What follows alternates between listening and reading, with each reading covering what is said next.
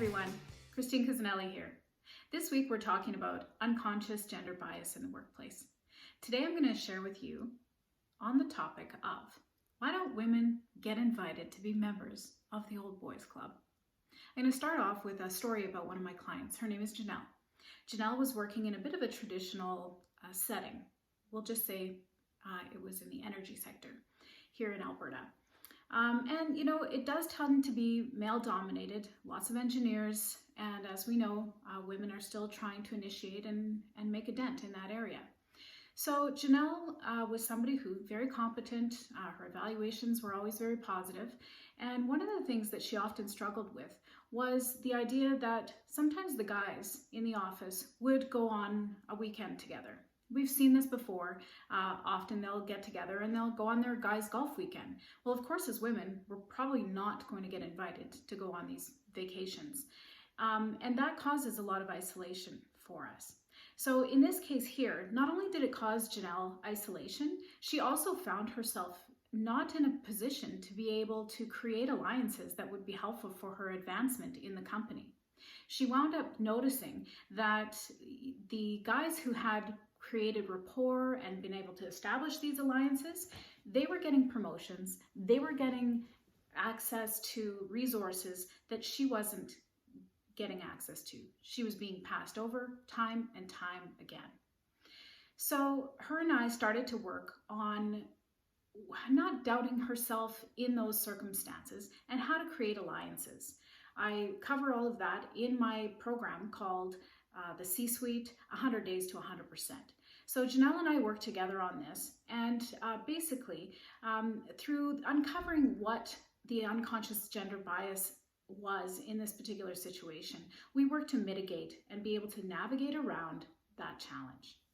So why does this happen anyways? Well, the Old Boys Club is an example of unconscious gender bias. Basically, what we're seeing when we have an Old Boys Club is what we call affinity bias. So this week I'm focusing on the different types of unconscious bias that exist in the workplace. Yesterday I talked about groupthink, which is about when people tend to go ahead and agree with whatever the majority or the in crowd might say. And today I'm looking at affinity bias. Affinity bias is basically when somebody feels like they have a good rapport with you, or they have a lot of things they can relate to, such as if you went to school together, maybe you're from the same alma mater, maybe you play hockey together, and all of these things form affinity bias. So we have a potential affinity towards somebody, and it skews our perception of them. The golf guys weekend scenario is an example of that, because when guys can easily relate to each other, then of course down the road their relationships grow tighter, and naturally when an opportunity comes up, they're more likely to select one of those individuals that they feel they can relate to more strongly. And there's consequences that result from the Old Boys Club. One of them is unfair evaluations in the workplace. If I have a bit of an affinity towards some of my quote-unquote colleagues / friends, then I'm more likely, when I go to evaluate them, going to be entering into that evaluation process with a bit of a skewed perception. They will most likely come out rated a lot higher than perhaps they actually are. The other consequence of the Old Boys Club, or affinity bias, is that the perceived affinity gives the individual a winning edge over everybody else, even though they may not merit it. So this can allow for people to be promoted into a position that perhaps they are not the best candidate for.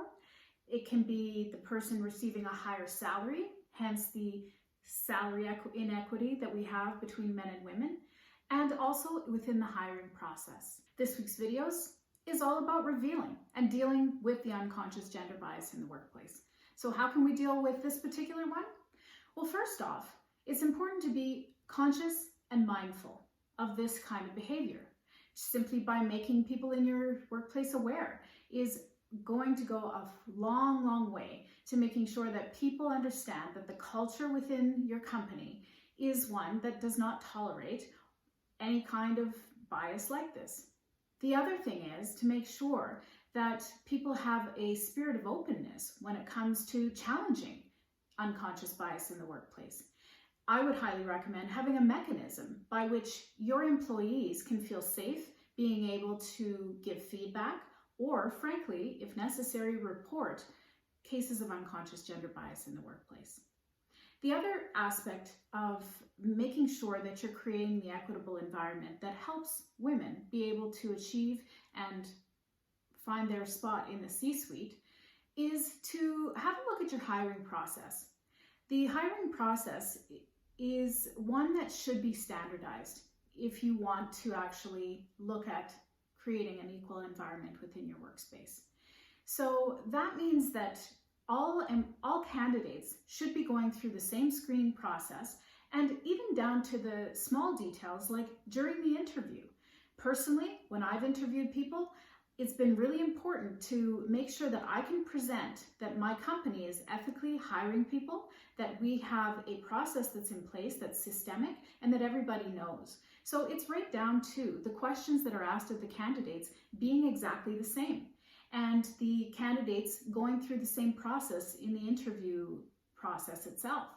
These are all really important ways of creating systems and an approach that creates a culture within your workplace that says, we're an inclusive environment. As a consultant, I've had the opportunity to work with many companies to be able to establish this type of an equitable workplace environment. If you'd like to learn more about how I can help you, please check out my website, consultchristine.com, or email me, christine@clcstrategies.com. You know what? These are two very small things, but they go a long way to creating a workplace that we can all feel happy to be in, and also increases your performance and therefore increases your profits.